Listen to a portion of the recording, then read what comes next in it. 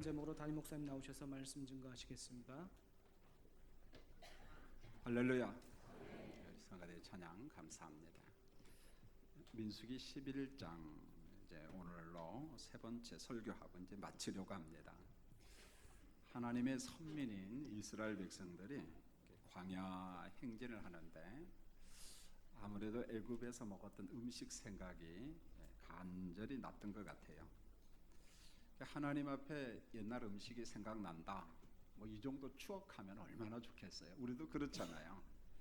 옛날에 먹었던 음식이 참 먹고 싶어서 가서 막상 먹으니까 맛이 있다 없다. 없다. 교인들이 그러더라고요. 보면은요. 이 사람들이 뭐라고 이야기하냐면 막 하나님 앞에 투정을 하면서 뭐 고기도 먹고 싶고, 그다음에 이제 목록이 쭉 나오는데 생선, 오이, 참외, 부추, 파, 마늘, 뭐가 그렇게 먹고 싶은 것도 많은지요. 먹고 싶은 게 많다 이렇게 원망을 합니다. 그 다음에 원망 가운데 어떤 내용이 있냐면은 만나만 먹다 보니까 기력이 없다 이렇게 말합니다. 옛날 남자들이나 지금 남자들이나 말하는 게 비슷해요. 그러니까 우리나라 남자들이 저 태국에 가서 곰 발바닥이나 사 먹고 이랬던 것 같아요. 보면 만나만 먹다 보니 기력이 없다고 울면서 막 투정을 하죠. 그런데 모세가 울면서 투정하는 백성들을 보니까 저건 아닌데, 모세도 마음이 참 아프죠. 해도 너무한 행동이다 이런 생각이 들었어요. 그래서 하나님은 앞부분 18절에서 우리가 봤습니다마는 원망하는 백성들에게 이제 고기를 주시기로 합니다. 그런데 참 재미있는 표현을 해요. 이렇게 말합니다. 하루 이틀 닷새 열흘 20날이 아니라 고기 냄새를 싫어하기까지 한 달 동안 내가 먹고 싶은 만큼 줄 테니까 한번 먹어봐라. 하나님께서 그렇게 말씀을 합니다. 그 다음에 이제 31절을 보시면은 약속하신 고기를 공급하시는 하나님의 일하심이 나오는데 이게 참 신비하게 하나님이 일하십니다. 여러분 31절을 보시면은 바람이 여호와에게서 나와 바다에서부터 메추라기를 몰아 진영 곁 이쪽 저쪽 곧 진영 사방으로 각기 하루길 되는 지면이 2규빗쯤에 내리게 앉으라 이렇게 말했어요. 자, 하나님은 메추라기를 준비하실 때 뭘 사용합니까? 바람을 사용합니다. 여러분 상식적으로 생각해 보세요. 보통의 바람 가지고 메추라기가 이렇게 오겠습니까? 하나님의 초자연적인 역사죠. 하나님께서 초자연적인 바람을 발생시켰어요. 그리고 메추라기를 몰아온 겁니다. 여러분 이와 같은 유사한 말씀이 요한계시록 7장 1절을 보면은 하나님께서 사도 요한에게 종말 사건을 환상을 통해서 보여주십니다. 자, 이때 하나님께서 수종드는 천사들, 우리가 보통 부리는 영 이렇게 이야기하는데 네 천사에게 명령을 내립니다. 자, 4명의 천사야, 너희들이 할 게 있다. 바람을 잡아 그 바람이 각종 나무에 불지 못하게 하라 이렇게 나와요. 이게 무슨 말입니까? 하나님의 거센 바람이 일어나면은요, 그건 재해입니다, 여러분요. 여러분 아무리 과일 열매가 잘 열었다 할지라도 태풍 한 번 오면 망치잖아요, 보면은요. 그러니까 하나님의 심판 가운데 이런저런 심판이 있지만은 남은 백성들이 있기 때문에 천사들아 바람을 꽉 잡아라.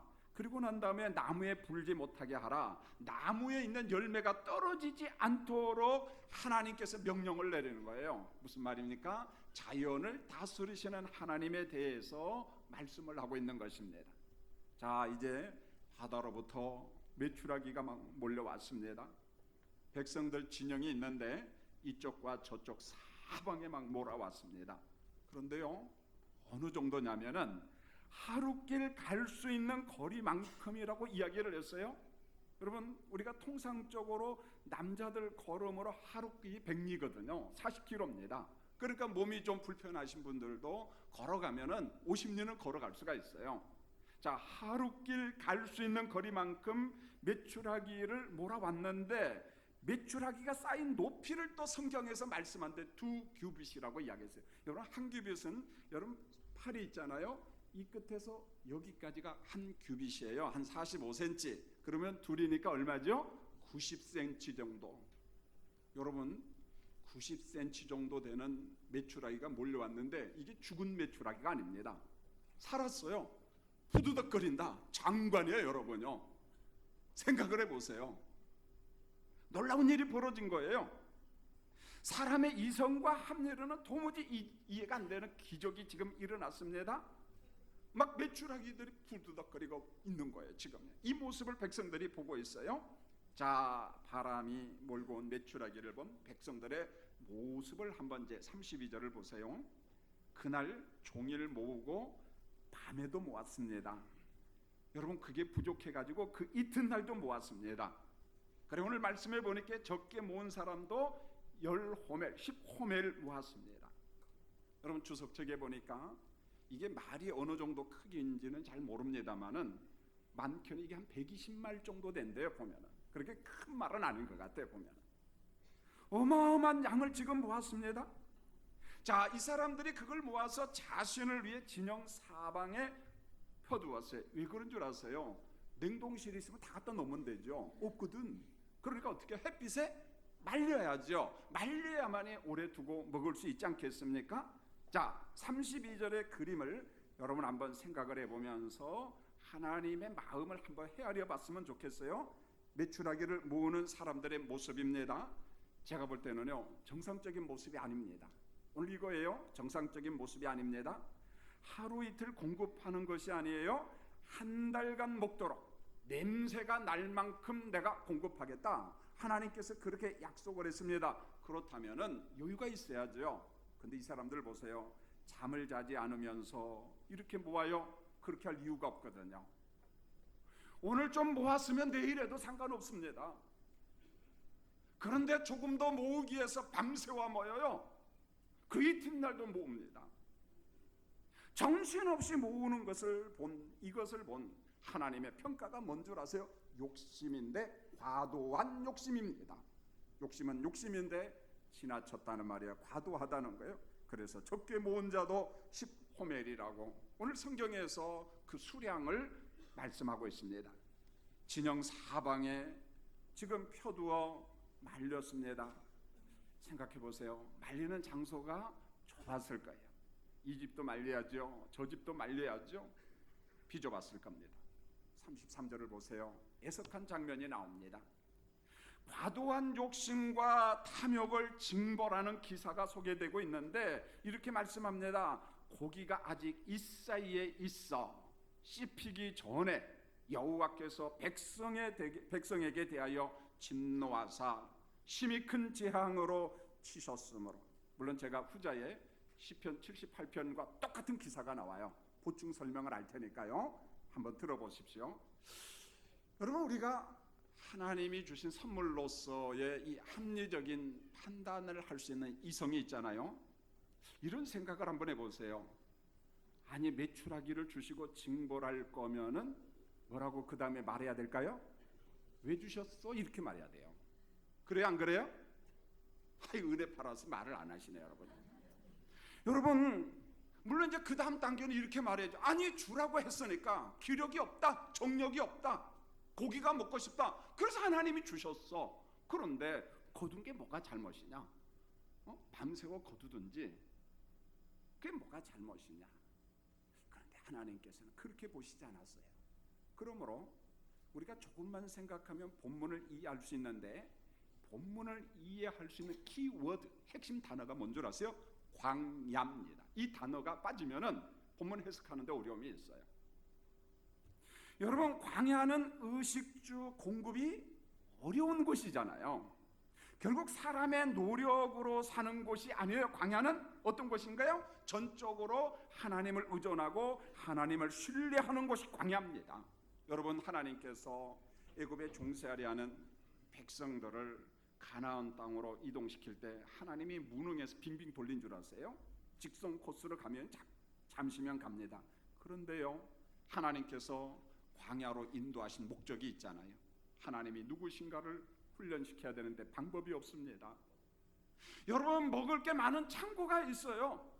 양식이 풍성합니다. 의식주가 충분합니다. 그러한 가운데 하나님이 어떤 분인가를 교육시킬 수 있나요? 불가능합니다, 성도님들.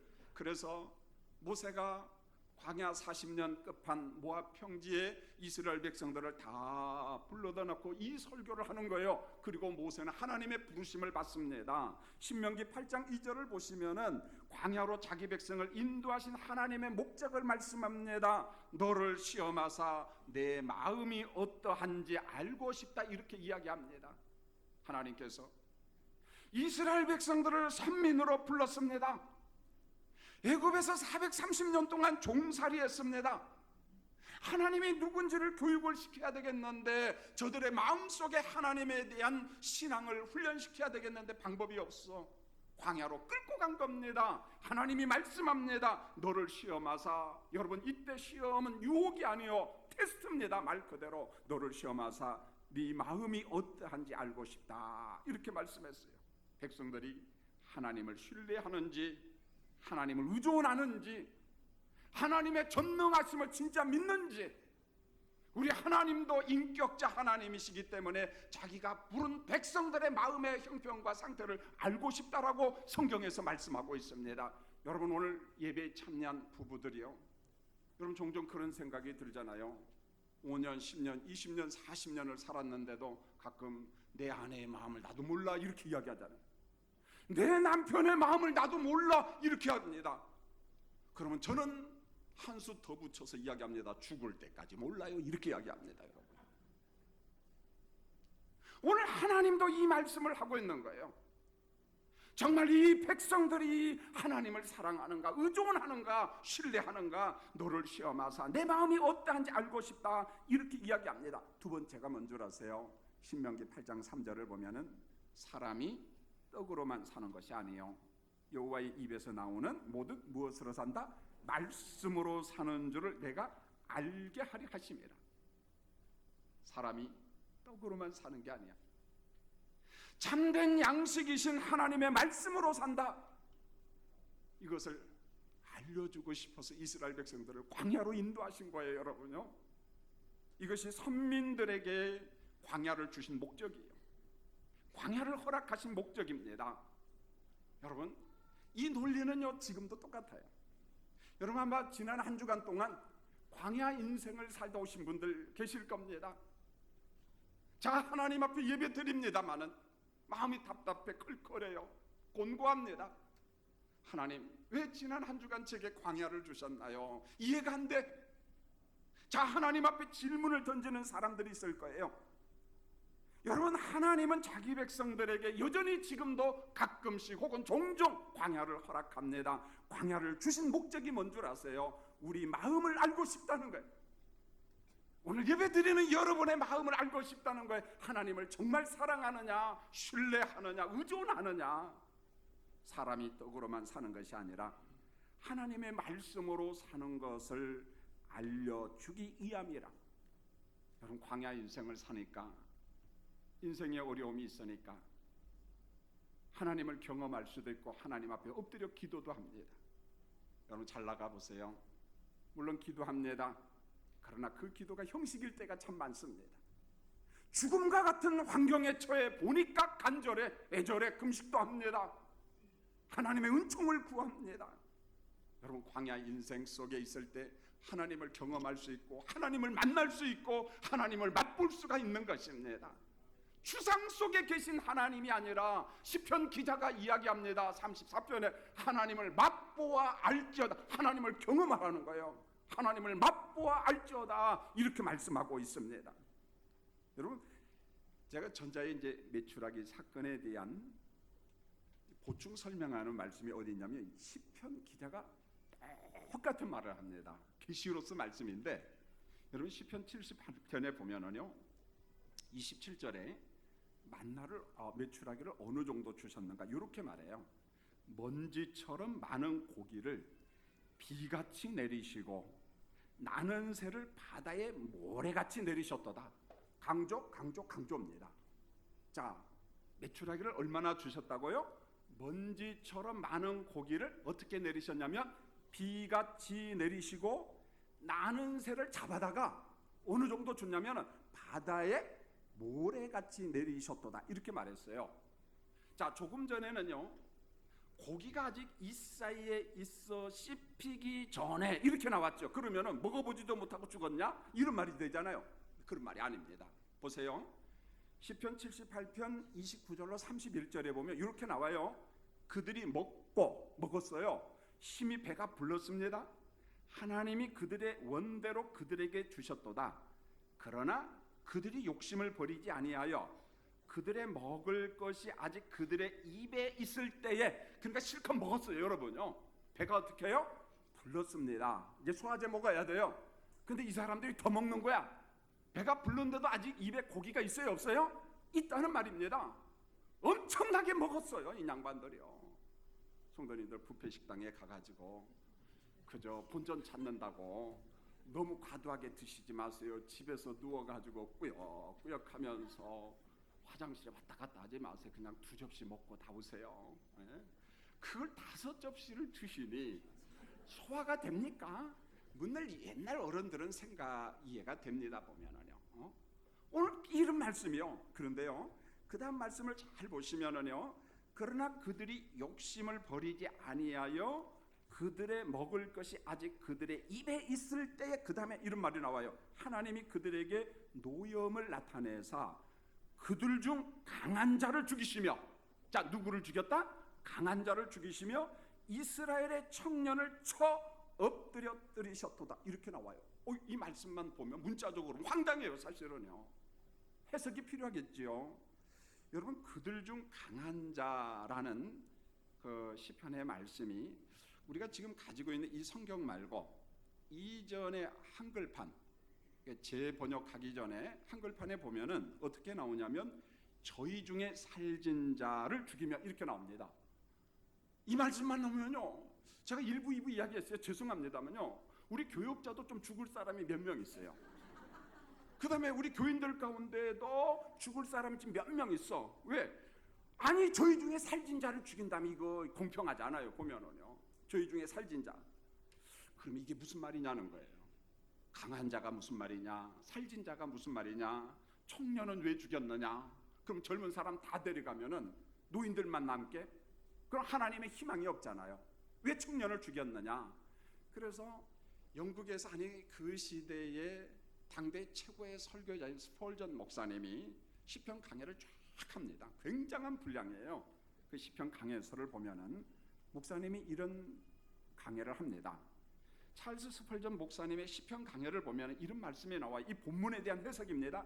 탐욕을 부리는데 앞장을 선 사람이 누구냐? 강한 자로 본 거예요. 누가 강한 자냐? 앞장선 사람, 죄 짓는데 앞장선 사람, 탐욕을 부리는데 앞장선 사람. 하나님께서 그들을 징계했다는 말입니다.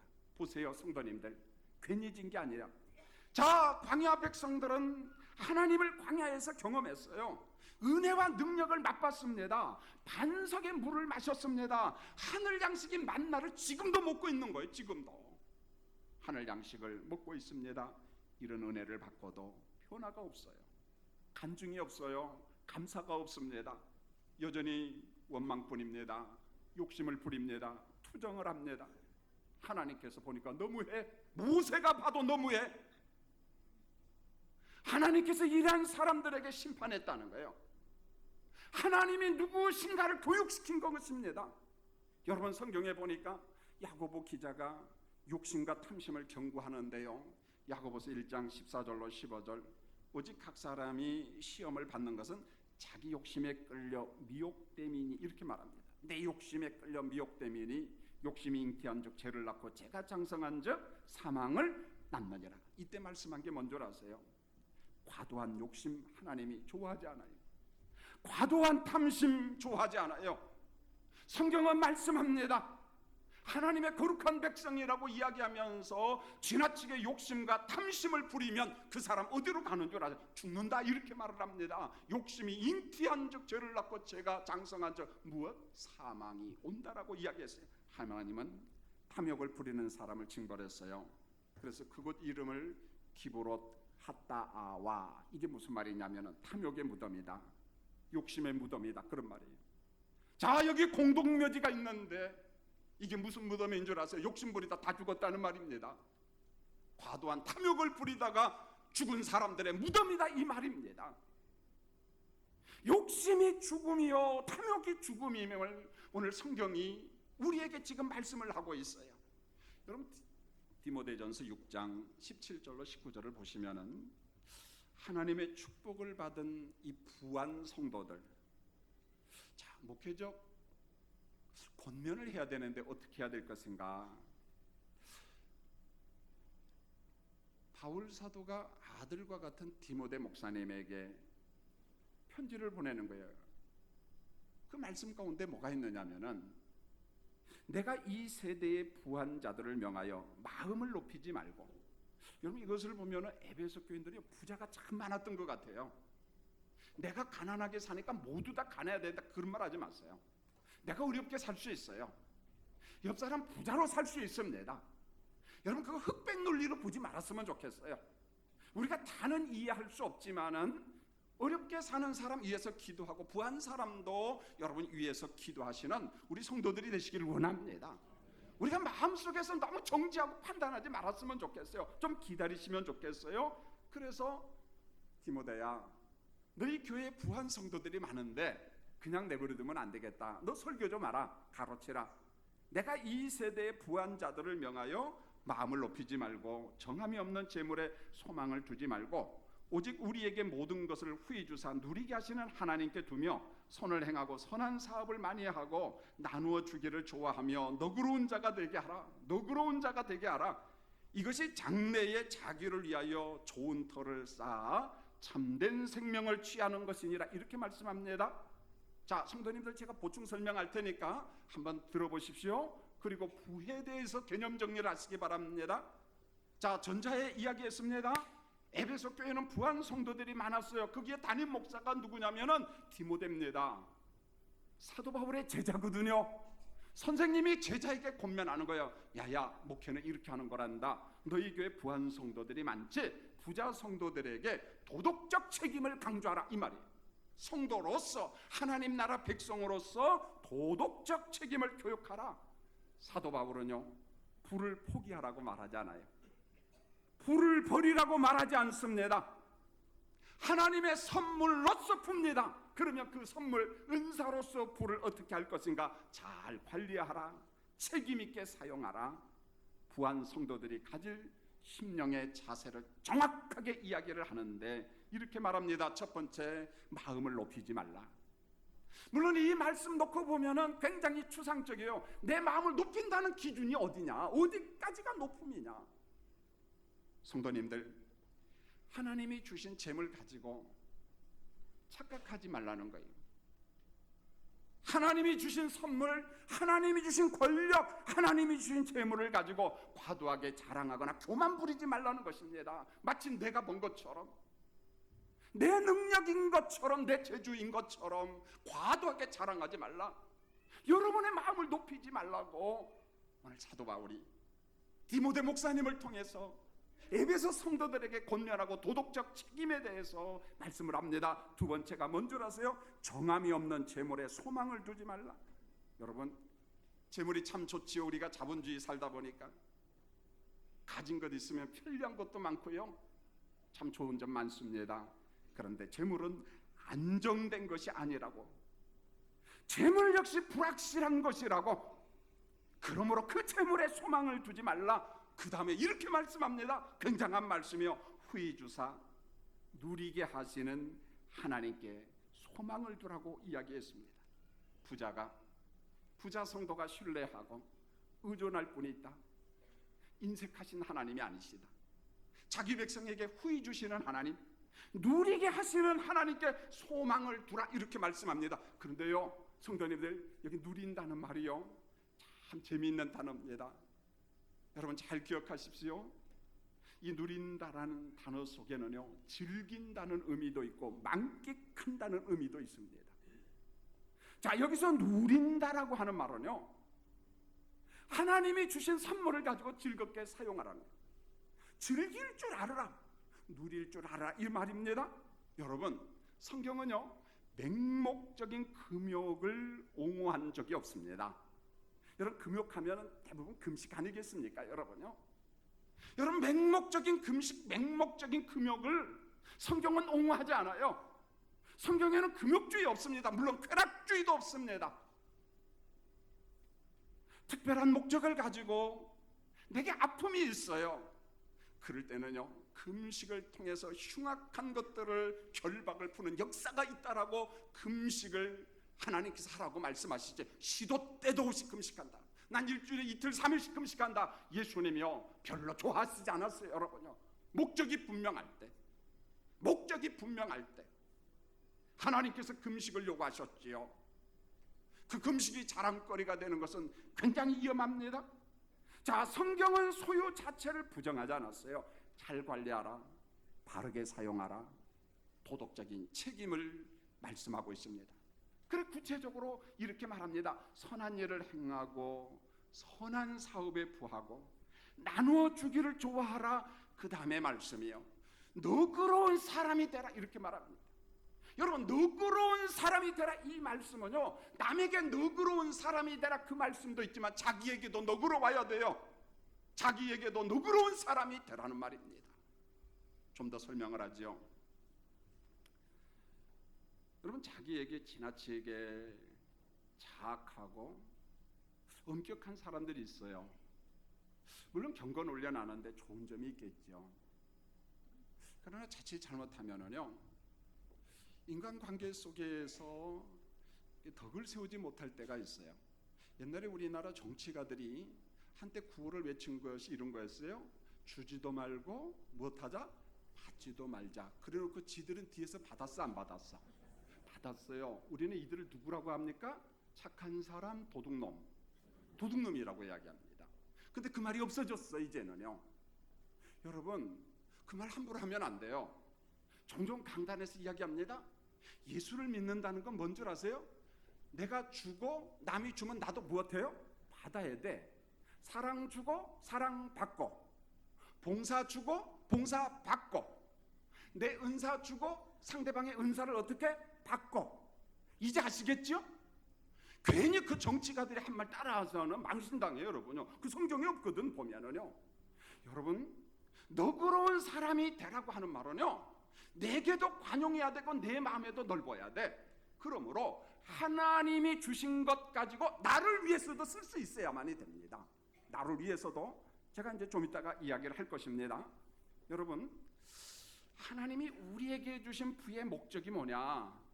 섬김이라고 이야기했어요. 나눠주기를 좋아하라, 선한 사업에 부하라.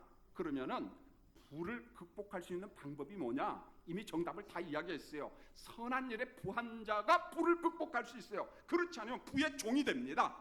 부의 노예가 됩니다. 부를 가지고 나만을 위해서 쓰고 차곡차곡 쌓아나오면은 나중에는 몇 좋은 부자는 될 수 있어도, 그러나 하나님이 보실 때는 그냥 부자 아니에요. 가난뱅이입니다. 선한 일에 부한 자가 아니에요. 여러분, 부를 극복할 수 있는 유일한 방법이 뭐냐? 나눔이라는 것입니다. 선한 일에 부한 사람이 되라, 이렇게 말씀하고 있어요. 제가 여러분의 이해를 돕기 위해서 제가 예화를 하나 드릴 테니까요. 여러분, 영국의 개신교의 첫 순교자로 봅니다. 물론 그 이전에도 죽은 사람이 있지만은 복음 때문에 목숨을 바친 사람이 하나 있는데, 자, 스크린을 한번 보십시오. 데릭 카바라고 하는 사람이 있어요. 데릭 카바. 영국의 브라이튼이라고 하는 도시가 있습니다. 한 25만 명 돼요. 도시가 해변가인데요. 저기 웬 집이 하나 있지요. 제가 가니까 공사를 하고 있어요. 근데 그 집에 명판이 딱 붙어 있는데 데릭 카바의 생가다. 저 데릭 카바의 저기 집입니다. 자, 그 다음 그림 한번 보실까요? 그냥 이 사람이, 자, 저기 순교자 기념탑 있고 옆에 명판과 몇 개 건물이 있는데, 저 건물이 뭐냐면 루이스 시청입니다. 시청.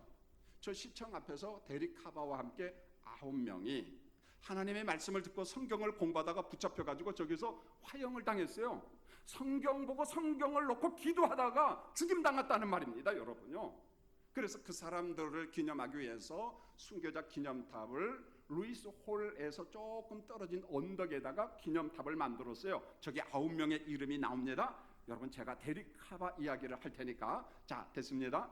한번 들어보시기 바랍니다. 원래 이 데릭 카바는요, 양조장을 운영했어요. 양조장은 술집입니다. 그런데 어느 날 이분이 예수를 영접합니다. 그리스도를 만납니다. 자, 그리고 난 다음에 이 영국에 서서히 어떤 일이 벌어지냐면 라틴어 성경이 영어로 번역됐는데 그게 몰래 일반 교인들이 사서 보기 시작했어요. 서로 읽어보기 시작했습니다. 영어 성경을. 자, 영어 성경을 읽다 보니까 옛날에 라틴어 성경을 놓고 설교한 게 거짓말이라는 게 드러나요. 엉터리 설교를 들은 거야. 우리 사제가 엉터리 설교를 한 거야. 자, 이러다 보니까 사람들이 이제 몰래 숨어서 냇가, 강가, 바닷가, 계곡 그런 데서 성경을 읽고 기도하는 그런 모임을 냈는데 데릭 하바가 예수님을 영접하고 난 다음에 아까 보았던 자기 집을 갖다가 그들에게 제공을 합니다. 우리 집에 와서 기도 모임 하세요. 성경 공부 모임을 하세요. 자, 사람들이 와서 음식 대접을 받고 성경 공부도 하고 기도 모임을 했습니다. 그런데 애석하게도 1554년 10월 달에 이 모임이 발각이 됩니다. 데릭 하바와 몇몇 사람이 체포되었어요. 자, 감옥 생활을 합니다. 여러분, 기도했다고 잡혀간 거예요. 영어 성경 읽었다고 잡혀간 겁니다. 성도님들이요. 우리 믿음의 선배들이 이랬습니다. 자, 이제 담당 그 지역 관할 주교가 이들에게 조사를 합니다. 너희들이 가진 신앙을 포기하라. 자, 이렇게 이야기합니다. 성경적 신앙을 포기하라. 데릭 하바가 변증을 합니다. 당신의 교리는 사악한 것이요, 거짓이요. 아마 예수님이 지금 오셨다면은 당신은 유대인들보다 더 악하게 예수님을 처형하였을 것이요, 이렇게 변증을 했습니다. 저는 예전에는요 칼빈 주석을 잘 안 봤습니다. 왜냐하면 지금부터 500년 전 책인데, 자, 우리 목회자들이 보고 있습니다만은 그냥 뚝 떨어지게 주석이 잘 안 돼요. 보면은요, 왜 그렇게 장황하게 설명을 많이 해놨는가, 이 칼빈 주석의 특징이에요. 그래서 덮어버리고 안 봐요. 그런데 제가 이런 역사를 알고 난 다음에 그게 아니구나. 그래서 칼빈의 주석을 보니까 저보다 500년 일찍 살았던 어른이시고 선배고 믿음의 조상인데 한편의 영화를 보는 것 같아요. 지금요. 칼빈의 글 가운데 보면은 그 고통스러운 환경, 옆에 있는 동료가 막 죽어가요. 화형을 당합니다. 그리고 유배를 가고 난민이 되는 그 아픔을 이야기를 합니다. 그런데 칼빈의 주석 가운데 이런 글이 종종 나와요. 이런 말입니다. 데릭 하바가 이야기한 걸 똑같은 이야기를 합니다. 그 시대 아픔이었어요. 이렇게 말했어요. 만약에 예수님이 지금 내가 살고 있는 이 시대에 오시면, 칼빈이 살고 있는 이 시대에 오시면은 이 당시 종교 지도자들이 예수님을 어떻게 대접했을 것인가? 그 다음에 이렇게 말합니다. 내가 볼 때는 반드시 예수님도 화형당해 죽었을 것이다. 이렇게 말합니다. 예수님도 반드시 화형당해 죽었을 것이다. 이렇게 말합니다. 하나님의 나라를 고지고대로 선포하시는 예수님, 바리새인과 서기관들이 잡아 죽이려고 했잖아요. 죽였습니다. 그런데 칼빈도 똑같은 이야기를 합니다. 데릭 하바도 똑같은 이야기를 합니다. 자, 함께 체포된 사람 가운데 아이브슨, 이 사람도 같이 화형을 당하는데 이런 말을 합니다. 가톨릭 사상은 성경에서 벗어난 미신적인 것이요. 자, 이들은 감옥 생활을 하다가 애석하게 1555년 7월 22일 날 남부 도시 루이스 시청 앞에서 많은 백성들이 보는 앞에서 불구덩이 속에서 죽었습니다. 화형을 당했습니다. 죽기 전에 고백입니다. 교황의 거짓 교리를 믿지 마세요. 성경을 읽으시기 바랍니다. 모인 군중들에게 한 말입니다. 여러분 기억하세요? 하나님이 여러분과 저에게 엄청난 선물을 주셨는데 그게 뭔 줄 아세요? 생명의 말씀입니다. 여기 김 목사 설교보다 더 소중한 게 뭔 줄 아세요? 여러분이 직접 무엇을 읽는 겁니까? 하나님의 말씀을 읽는 겁니다. 사랑하는 성도님들 부탁합니다.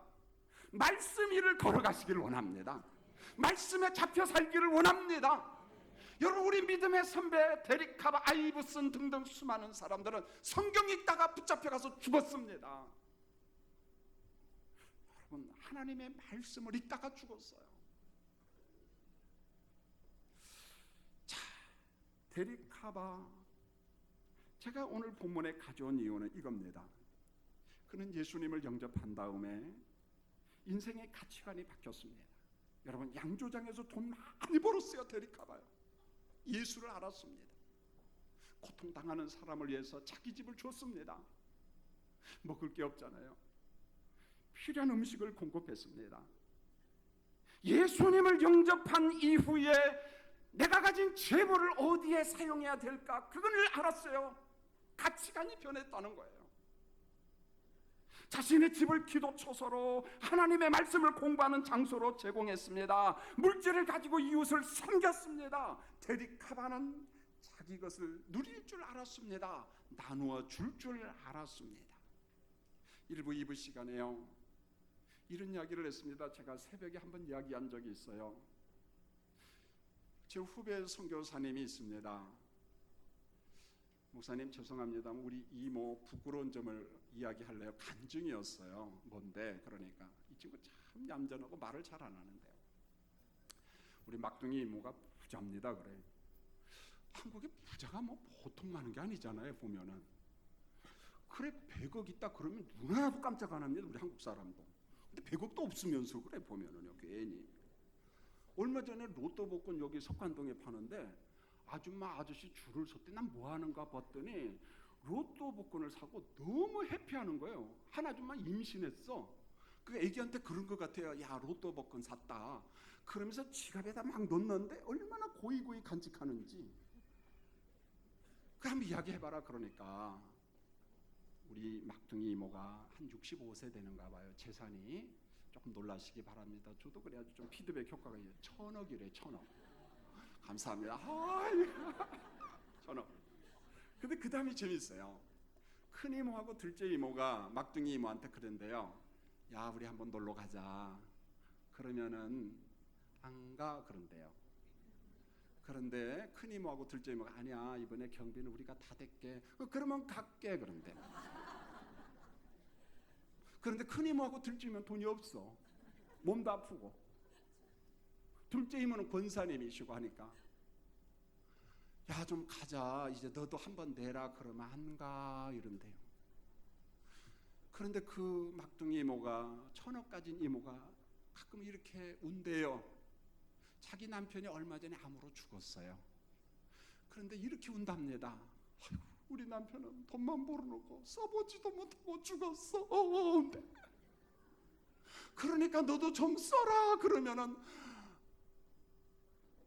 못 써. 그 65세니까 많이 살아면 120살까지 산다고 해도 얼마 안 남았잖아요. 보니까 세상에요. 제가 그 말을 듣고 참 불쌍하다. 여러분, 65세 되는 사람이 1000억을 다 쓰려면 이자는 놔두고 몇 년을 1년에 얼마씩 써야 됩니까? 계산이 안 돼. 사람이요, 재물의 노예가 되면은요, 그 탐심이요, 죽음으로 끝납니다. 감사가 감사인지 몰라. 하나님이 주신 은혜를 은혜인 줄 몰라. 야, 막둥아, 우리가 경비 줄게. 가자면 갈게. 근데 너도 조금만 달아. 많이도 아니야. 안 가. 그럼 끝난다는 거야. 불쌍한 사람이. 성도님들, 여러분 다 여유 있다. 저는 그렇게 보지 않습니다. 그러나 하나님이 우리에게 주신 시간과 작은 물질 속에도 좀 내가 누릴 때는 좀 누리고 좀 쓸 때는 쓰고, 어디 가자고 하면 겁부터 나가지고 그 돈 내? 안 내? 안 내. 공짜야. 가자. 그러면 가고, 돈 내? 그러면 안 가. 이러지 마세요. 우리 석간중앙교회는 그런 교인들 없기를 원합니다. 할렐루야. 제가 늘 이럴 때는 눈을 감아. 네, 누가 아멘 했는지 모르니까. 성도님들, 탐심은 죽음이에요. 우리가 내게 주신 은혜와 부를 극복할 수 있는 유일한 방법은 선한 일의 부한자가 되는 우리 교인들이 되기를 원합니다. 기도하시죠. 하나님, 우리인들 유별난 사람입니까? 우리도 욕심이 많고요, 탐심이 참 많습니다. 그러나 우리 안에 임재하신 성령님께서 다스리실 때 누군가와 나눌 수 있고 하나님의 선교를 감당할 수 있어요.